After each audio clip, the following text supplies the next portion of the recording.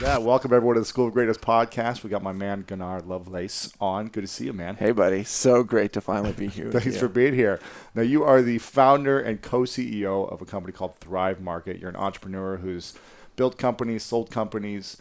And tell me what you were doing before Thrive. What your entrepreneur journey was like. Yeah, so I mean, I've been around a lot of different enterprises. I started and sold a couple software companies.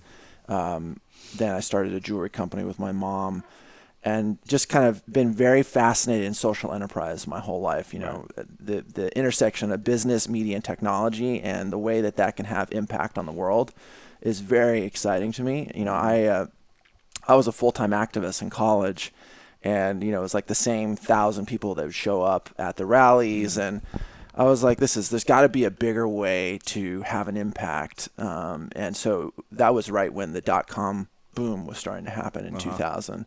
So I dropped out of college and started my first educational software company teaching children how to read. And that was really the beginning of my journey for me. Why did you want to teach kids how to read? Well, I just fell into it. It was, I was really, we were the first, at that time, the first Flash database company in LA. And I've always loved education in general. And we had a great client that just kept coming back on a piece of software that they wanted us to build for them. And we ended up just building out the entire software application over the course of a year. And it led to the acquisition of the company. What did the software do specifically? It taught children how to read through interactive cartoons. So really? It was really. I could have used this. I couldn't read until like college. I still have a lisp. I know. So it was really, you know, in the whole office we were all doing phonemes, which is the way we actually learn to read and learn how to speak. Is we actually look at the way that people's lips move. And so, you know, we were spending a lot of time in the animation sequences, really making sure the lips of the characters were actually accurate to how people speak. So you're creating cartoons. Was this on the computer, or was this like a handheld device? It was pre-handheld, so it was all computer 2000. Okay. And that was, you would just watch like a cartoon show. Yeah, it was like an like interactive choose your own cartoon adventure that would teach children how to read. Wow. And it was like a big left turn for me from being a college activist, where I was like, you know, I was literally living in the woods in a tree house on campus illegally, you know, as a full-time activist.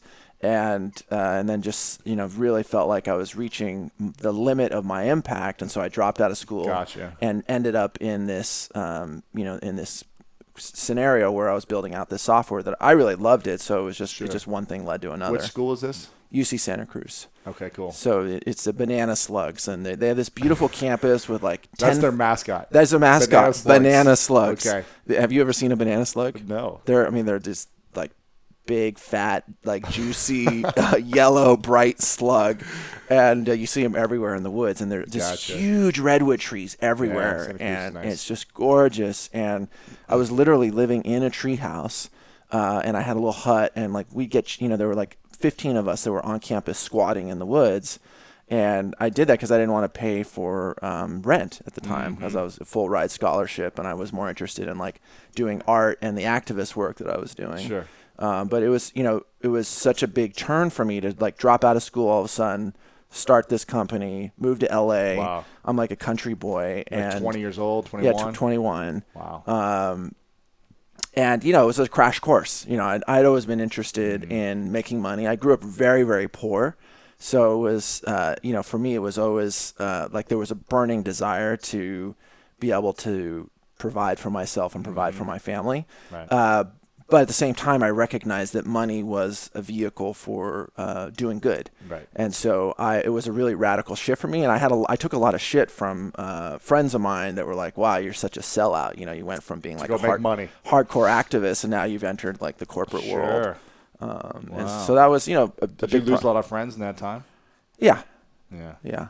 I mean, I've lost so many friends from just like going after my dreams. Yeah. It seems like you just lose friends when you do that. Yeah, it's an interesting, you know, the real ones come back. Yeah.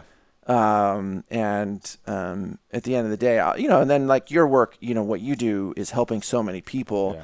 If you were like, you know, really went off into the dark side, then it would be obvious that you were a sellout. Exactly. Same for me. It's not like it wasn't like, you know, I went off and but I've had my fair share of misadventures as well. Sure, exactly. Now it seems like it'd be a lot to learn how to create this like animation cartoon company at 21, essentially, and teach, and then understand how to teach education at the same time. Did you have a lot of people working with you? How big was the company? It was about 20 of us. 20 of you. So it wasn't a big company. And you started it yourself? Yes, the founder? Started it, and then we ended up selling the company about a year into the project, pretty quick. which was great. I mean, it wasn't a huge hit, right. But it was a great.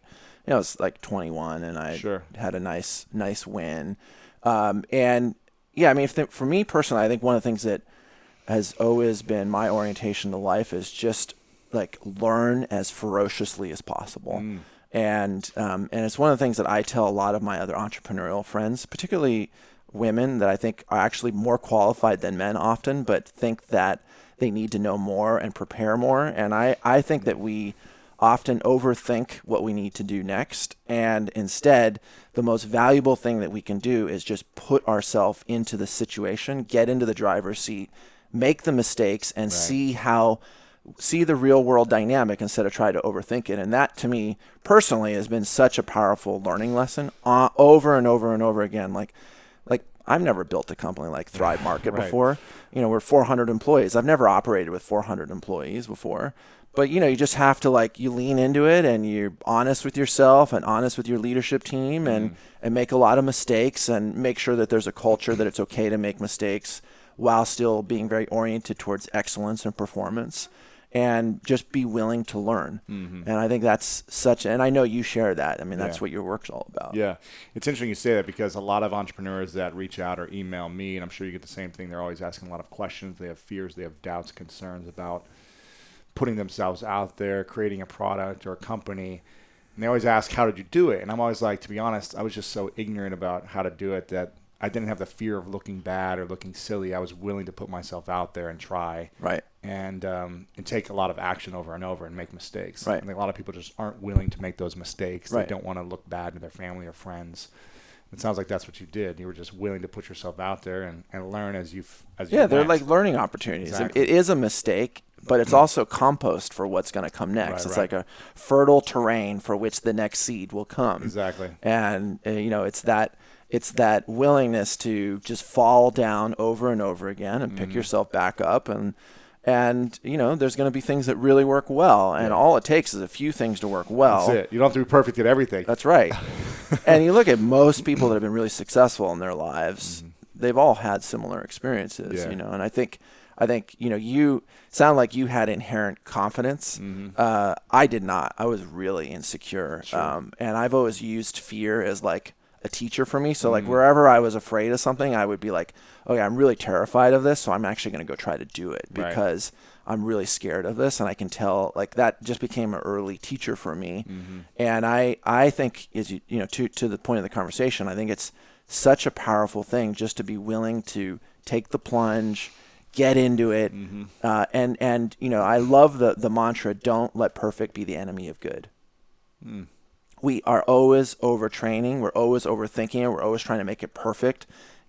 Get out there as quickly as possible. Friends of mine that are starting businesses or thinking about ideas, like, is this right? Is it good enough? I need another 6 months to like make this perfect. And I'm just like, stop it. Just stop it. Yeah. Like, get out there. There's nothing better than having real market feedback, real people touching it, real people giving you inner feedback about what they think about it, and that's actually the fastest way to iterate on it. Exactly. I mean, look at the iPhone. You think the first iPhone was perfect? No. It's horrendous. And it's still updating every year, right? Yeah. It's still coming out with something new. But if they waited until now to launch it, they'd be, $50 billion less? That's right. Or something, I don't know. That's right. Interesting. So what do you feel like was the biggest fear you've overcome in the last 10 years? That you leaned into? Actually, public speaking was a really, and I still deal with it. Like, I think, growing up really poor, overweight, a lot of like trauma in my family, and just whatever the dynamic was, there was something. And I had a really intense year where I went from like a really safe, kind of small, private school that we had at this little hippie commune that I grew up in, to going to a public school in 8th grade. Yeah. And I was just like completely tortured. It was like the worst year of my life. Wow.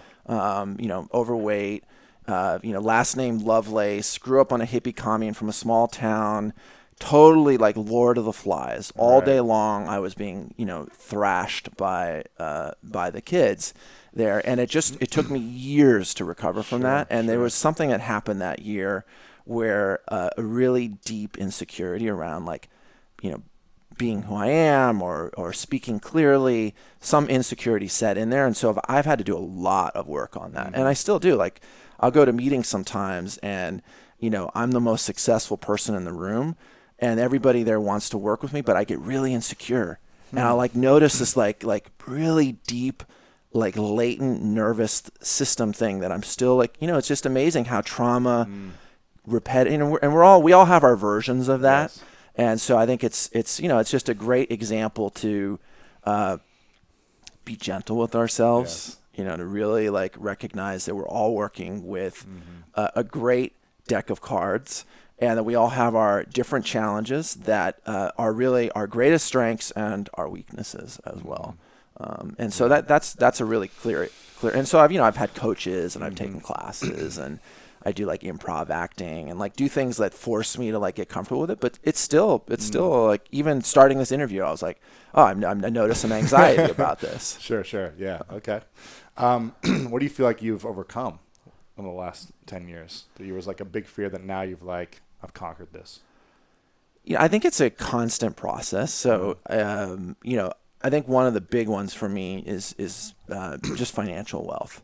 Because I grew up so poor, there was just a lot of insecurity around that, and a lot of survival concerns. And so, there's, it's a constant journey, and I'm in a place at this point for me where money is energy. It's not about making more money so I can buy a nicer car or a nicer house. I've done all that stuff at this point. It's more about, I want to gather more money so that I can have greater impact on the world. Guys like me and you, we're not always looking for the new car that, I don't buy really things. Right. It's I live a very simple life. Right.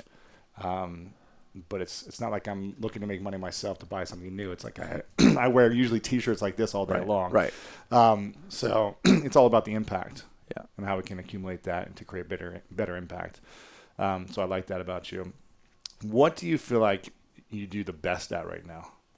I think my biggest service in Thrive right now and as a leader is actually being a cheerleader. And I actually, for me, that's been a huge process because I used to be a horrendous micromanager. Okay. My first companies, I was just terrible. Yeah. I did not understand how to set people up for success. I didn't understand about how to have disciplined regular check-ins that create a framework but also allow people to execute on their own.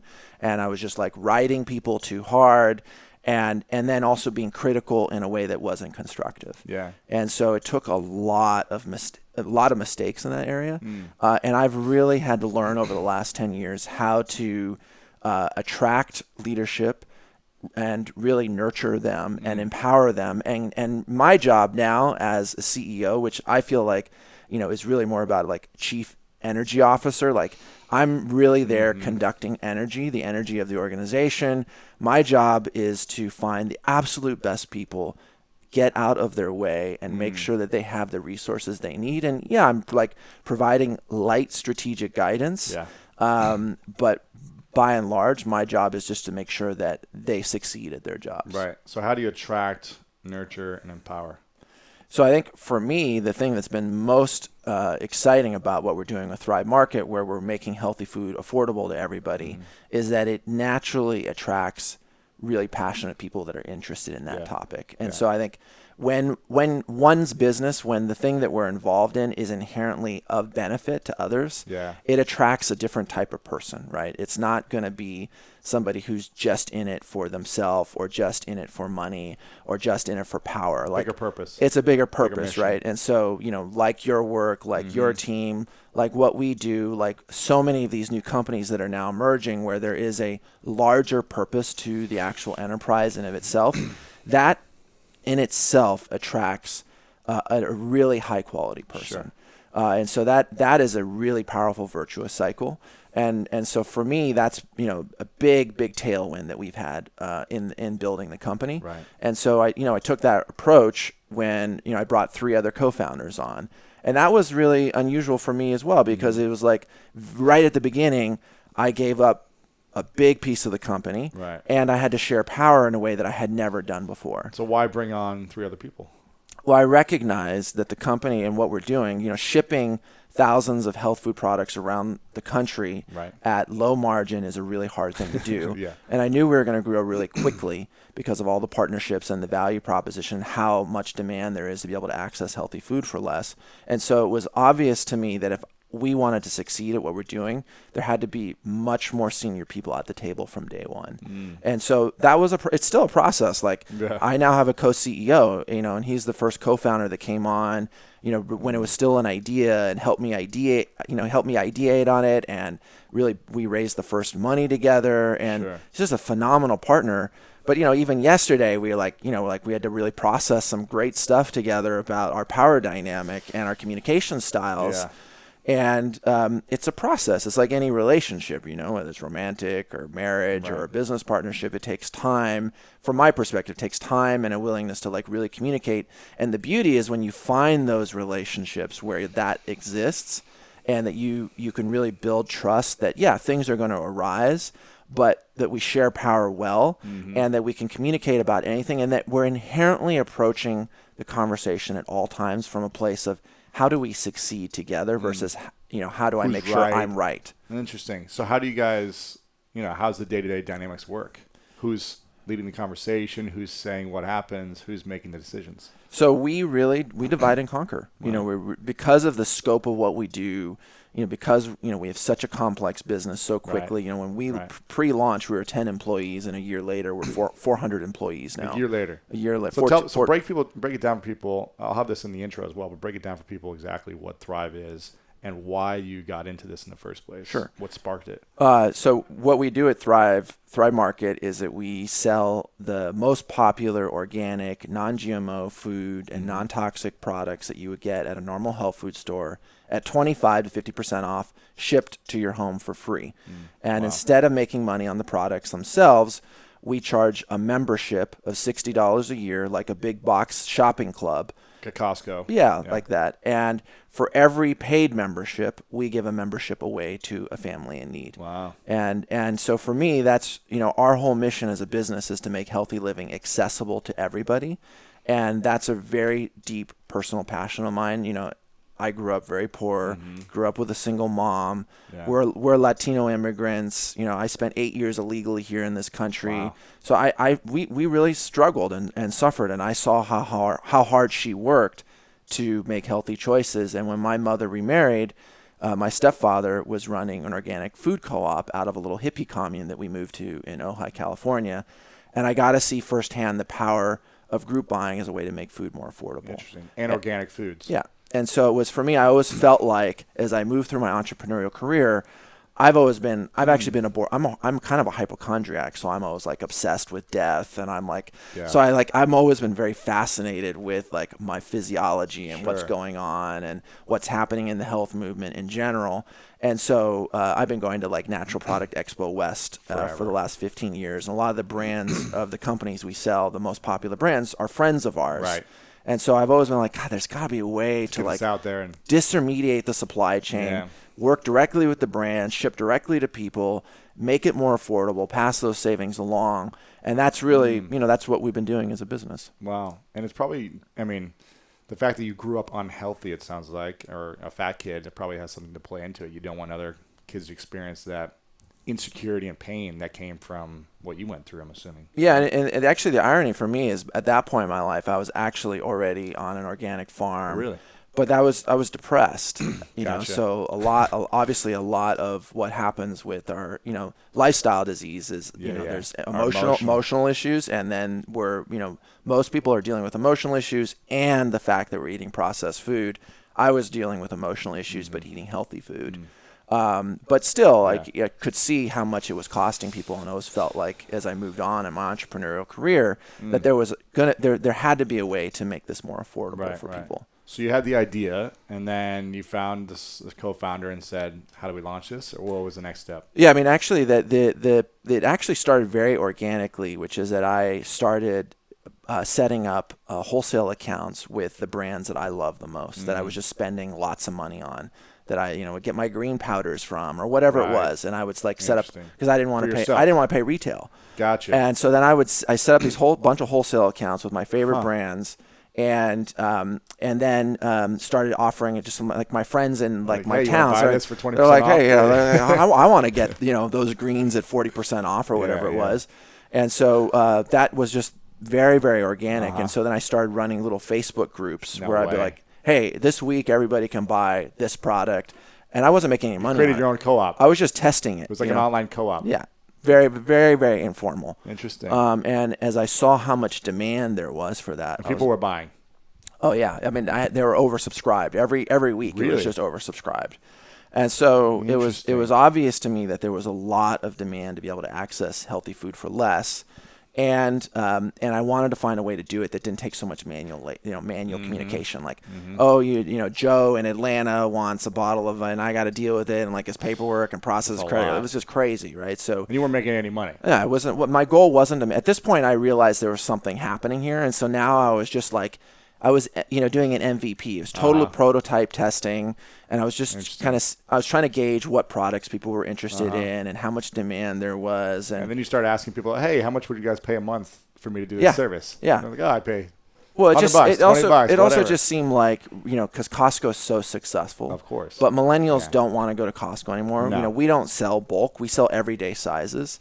So it makes it really easy. Like, you don't want 72 rolls of toilet paper in your house. Like, anywhere to Unless store it. Unless you got 6 kids or whatever. You're in a big suburban house somewhere, Like, so it was really, it was obvious to me that, what we needed to do was really figure out a way to make everyday healthy food more affordable to people. Gotcha. So how does this compare to like a Whole Foods or Trader Joe's or your local, whole market? Yeah, store? I mean, on average, we're 25 to 50% off the normal retail price. Wow. That you would get in the grocery store, at any one of those stores. Yeah. So, I mean, Trader Joe's is more affordable in general because they private label everything. Yes. But relative to everything else, we're brands you like. Yeah. Like if you were going to like a normal health food store and buying your products that you want, you would save probably 30 to 35% with us. Gotcha. So you're essentially getting name brand quality products for the same price you would get private label stuff at Trader Joe's. Yeah, and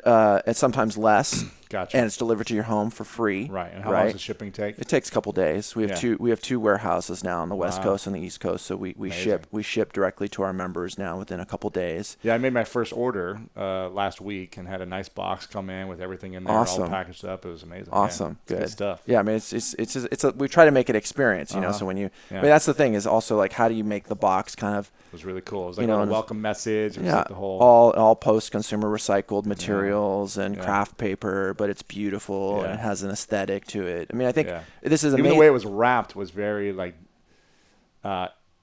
intentional. Yeah. It wasn't just like put in the box and this go together. It was like very like detailed, like tucked in the corners and we've spent a lot of attention on that. Yeah, that takes a lot of time and energy. Yeah. Millions of dollars and a lot of energy. A lot of people in these warehouses. A lot of experts. Like how do we make sure our packages consistently arrive in a beautiful state? Right. That's hard. Yeah, really hard to do. Imagine. Like we've really struggled with that one, and we're finally getting it down. So, how many people are in the warehouse, the two warehouses working, and then how many are in the headquarters? I guess. So there's about 250 in the two warehouses, and then 150 at corporate. Wow. And how did you started a year and a half, 2 years ago? We started 14 months ago. 14 months. And I remember getting the deck. I don't know if you'd sent me the deck or someone because you were reaching out to like every influencer, health influencer to invest.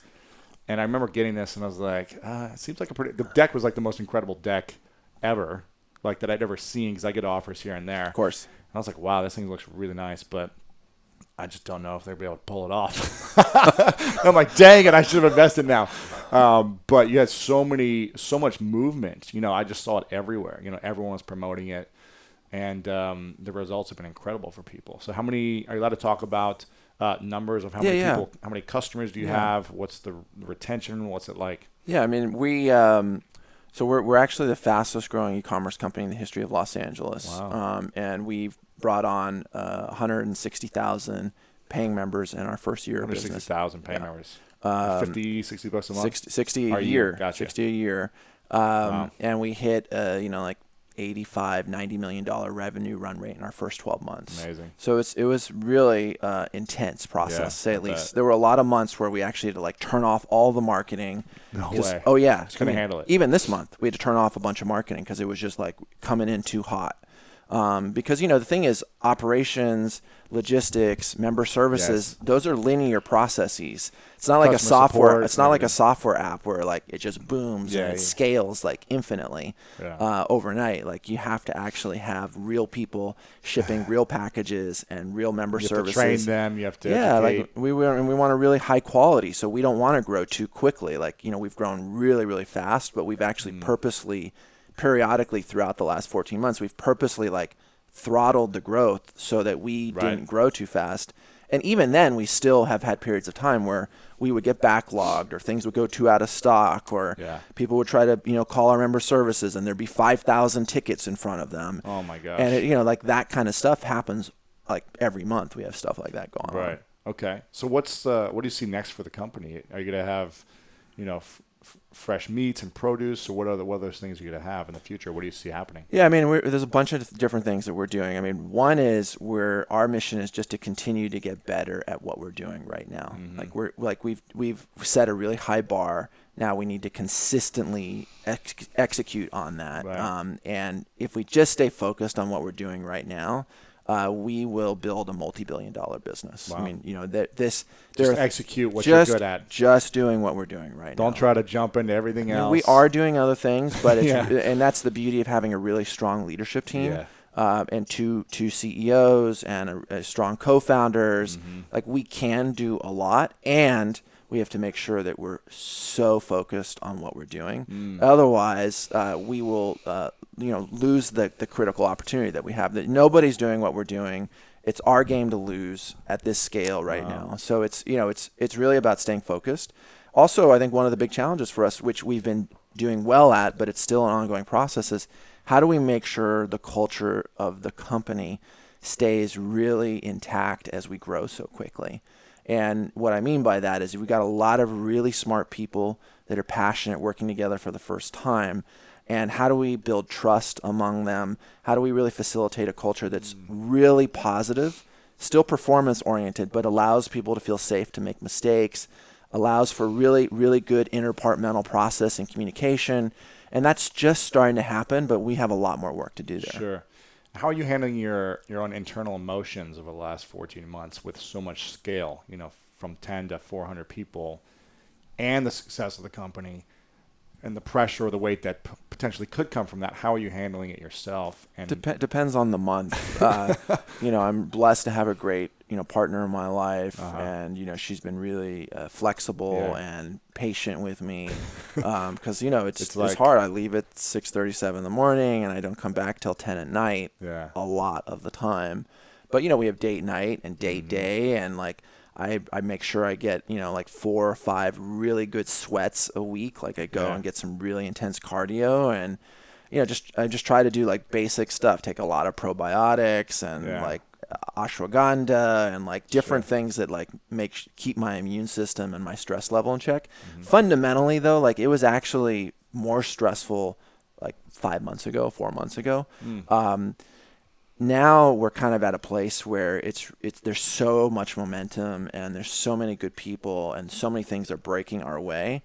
It's really just about pacing myself and really like making sure when I come into the workplace, I'm coming from a balanced place, because everybody responds to leadership. It's like a tuning fork, So if I'm like in a frantic space or I'm unsettled or anxious, it just ripples down instantly, and it has a really like negative effect on the business. Wow. And so the most important thing for me at this point is just to, like I said, is I'm just constantly working to build process among the leadership, interdepartmental process, facilitate a positive culture, and really just pace myself at this point. Got you.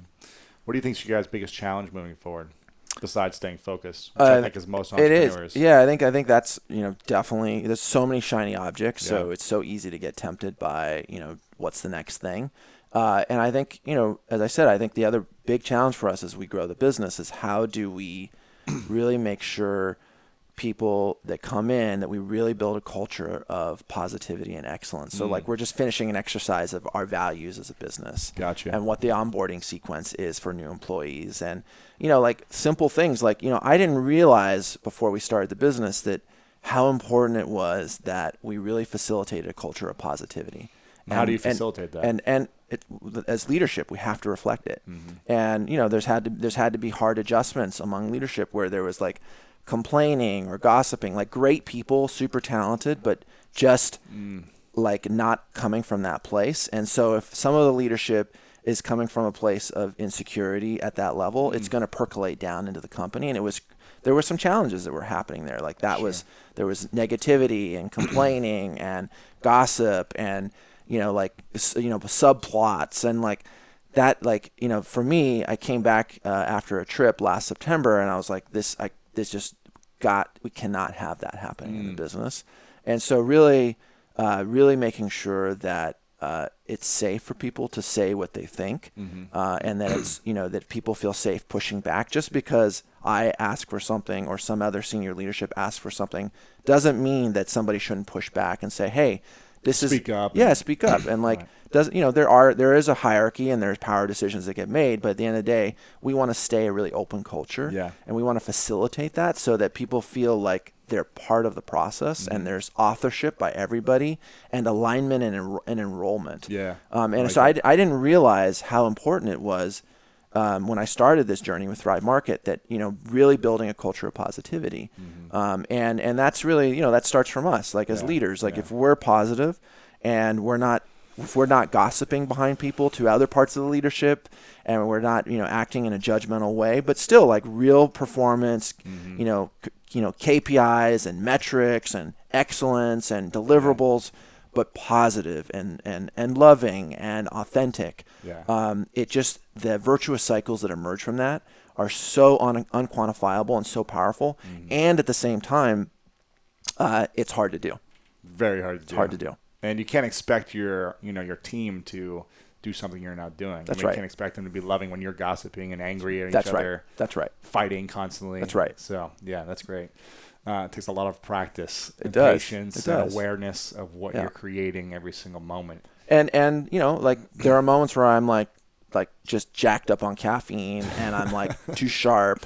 And then I have to go apologize. Right. And that's like I'm not above like saying, hey, like I made a mistake. Hey, I apologize. There's something that you would like me to understand about the situation that I didn't pick up. Now, I'm curious, how did you create a value? You said you just created your value system now, right? I mean, we just codified it. We've had values along the way, but we're kind of like solidified it. Really, it's like mounted. Yeah. It's like the 10 commandments of your company are up there now. Yeah. So how do you create that as you're growing and evolving? I think a lot of entrepreneurs probably have this question. It's like, okay, I come out with an idea and I just start making money and then I start hiring people. That's right. And I forget about, creating a value system for this company or this product or whatever it may be. So how does someone go about that? Even if they have 3 people on their team, 400 people, what do you think is a great process to doing that? Well, what we did, and I don't claim to be an expert in this, and we have a lot of advisors and help around this, and it's an ongoing process.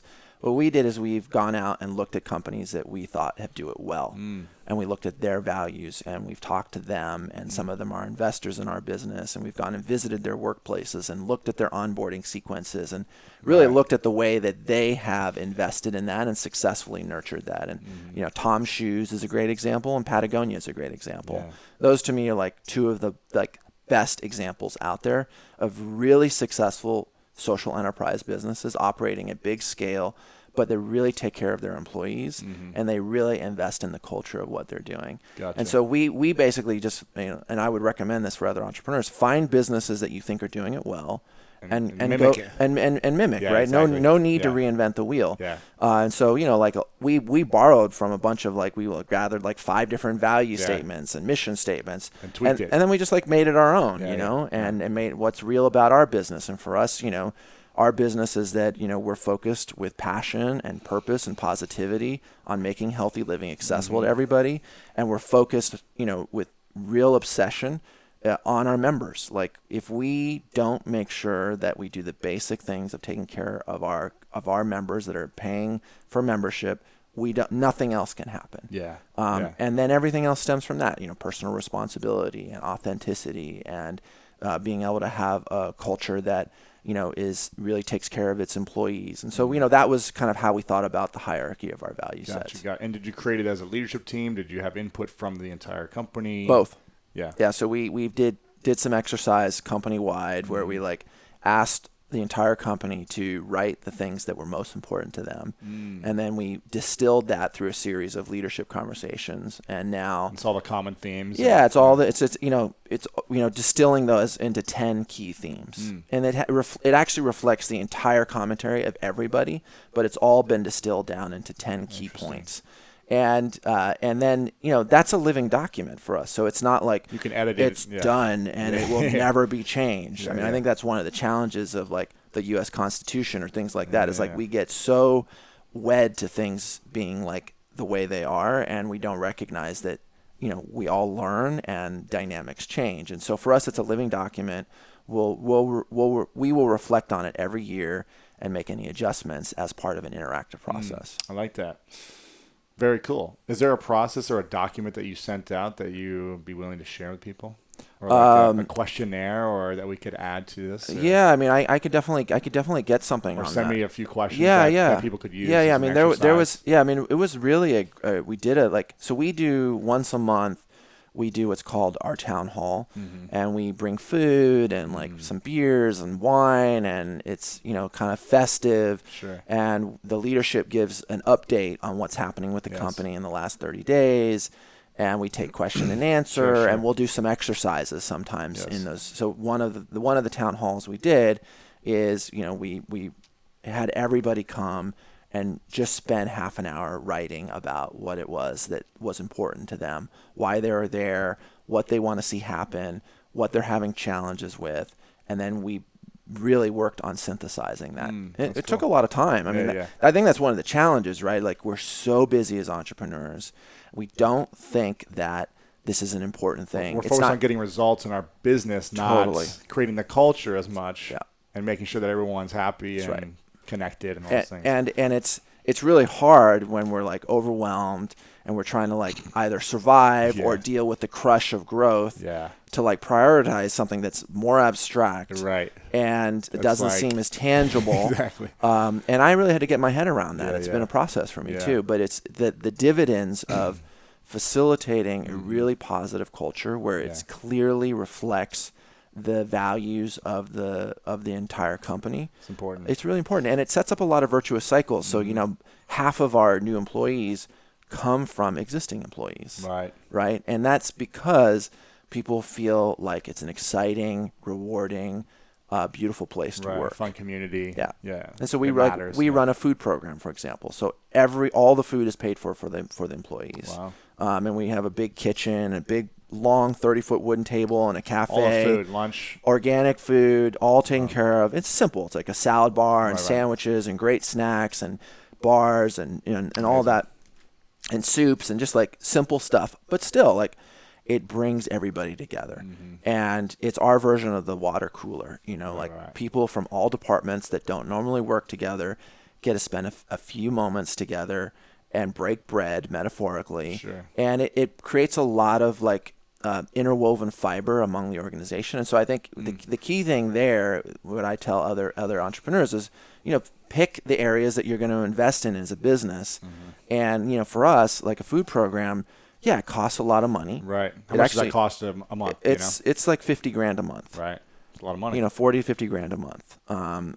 That said, benefits? When we do the analysis, like even from a pure bottom line perspective, if employees don't feel like they can get food there and they're going out for long lunches and they don't build relationships with each other, actually costs us a lot. They're not being as productive. And costs us a lot more. Yeah, right.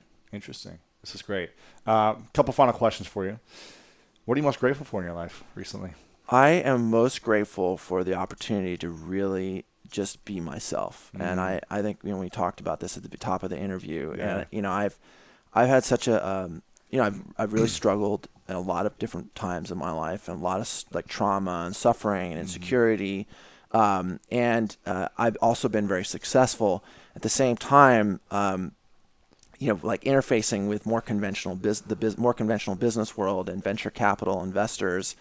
I've always felt like I kind of had to like hide who I am, and that I couldn't like just let my authentic self like fully be there, and that I was going to be seen through as like a fraud, right? Like the top VCs in the country were going to see through finally, and then I'm a fraud, and like this was like the real stuff, because and now I'll go into meetings and I'm just like, this is who I am. I grew up in a hippie commune.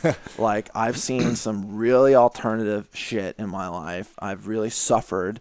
I've had my fair share of like insecurities and fears and sexual trauma, and like that's just part of my journey.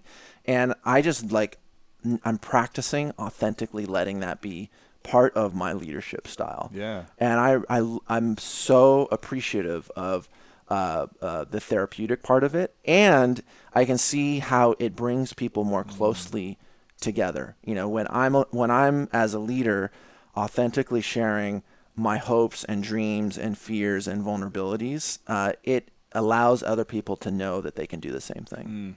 I love that. Thanks for sharing that. Yeah, that's great. What can we do to get signed up with Thrive? I know in the beginning you came on as a sponsor recently, so thanks for that. Of course, it's an honor. But what can we do for people that want to get signed up with Thrive Market and get started? What can they do? Well, I mean, they go to, is it Thrive Market, Lewis? ThriveMarket.com/Lewis. Okay, ThriveMarket.com/Lewis. Yes. And, there's a free trial and a percentage off their first purchase. Yeah. And I think the main thing is, we're at this amazing moment as a species where, the production and distribution of conventional food is poisoning our economy, it's poisoning our bodies, and it's poisoning the environment. And we all can see it in different ways. We spend $300 billion a year now on diabetes-related illnesses. Wow. In this country, we're bankrupting our country and future generations with lifestyle diseases. All can be changed with the way we, make lifestyle choices and the food that we eat. Right. And so to the extent that we can all work together, vote with our dollars to support conscious businesses, access healthy food for less, which is such a critical part of our everyday life, we're all participating in an incredible virtuous cycle that benefits ourselves, benefits the economy, and benefits the environment. And so we need help. It's, even though we're doing really well, this movement has been built on people sharing it with other people. Yeah. And so, we need that support. And, we're still like, we're doing $100 million a year in revenue. There's 400 employees. Like, we're a small gnat in the industry, and like we're up against big multi-billion-dollar food companies that are not excited about what we're doing. Right. Every fast food company. I mean, and many like just the companies that are producing food going into retail channels. We're already in our 14th month of business. We're the largest retailer in the country selling only non-GMO foods in the whole country, which shows you like how quickly it's come, and that's happened because of the support that we've gotten. And so, I would, to your question, is like, one, go try it for yourself. Yes. You can cancel at any time. You'll see how much money you save instantly yourself. And then if you like it, please share it with your friends and family. There you go. So go to thrivemarket.com/Lewis. We'll have that linked up here at the end as well. Two questions for you. Where can we connect with you online? Do you personally, are you online if people want to reach out? And it's Facebook.com/Gunnar Lovelace. Okay, we'll have that linked up as well. So that's personal profile. Are you on the Instagram and Twitter as well? You know what? I'm like I put you on Snapchat. I really need to. I know you took the first Snapchat photo. I'm just getting ready to start investing. Okay, cool. But Facebook is definitely, Facebook and then Thrive Market on Facebook too. We have a great Facebook page. Cool. We'll link that up as well. Yeah. The final two questions: if this is your last day, and Thrive was gone, and everything you've ever created was gone. For some reason, it just erased from time. And everyone you love is by your side, and they say, here's a piece of paper and a pen. And you get to write down three truths 3 things you know to be true about everything you've learned in your life so far. And this is what everyone's going to remember you by. They won't have anything else that you've ever put out there. What would you write down as those 3 truths? No, that's a good one. That's a good one. Sorry to put you on the spot. Yeah, I mean, that's your job, right? What's coming up for you in the moment, obviously? Yeah. So for me, what's coming up is to love courageously and to really live our lives from a place of love, to do what we love, to really reach out and stay connected to those that we love, and even if we're afraid of it. And the other thing would be, personally, I would want to know that I inspired people to live their fullest and to encourage people to courageously live their fullest life, to courageously meet their fears and to really express themselves fully and do what they love at that level. That's 2. Third one, wow. I mean, I think there's really that's it for me. Like those are the really, like, if I were to think about the most important things for me would be to really, really live from a place of love, and to, really realize our full potential and help others do the same thing. It's so gratifying when our life is about helping others. If we're just constantly working to serve ourselves, we can be very successful by conventional standards and have a lot of money, but there's an emptiness that's there. Yeah. And to the extent that we can do that while having a life of service that's connected to something greater than serving our own self-interest all the time, we're going to be really, really happy. Yeah, I love that. And final question, what's your definition of greatness?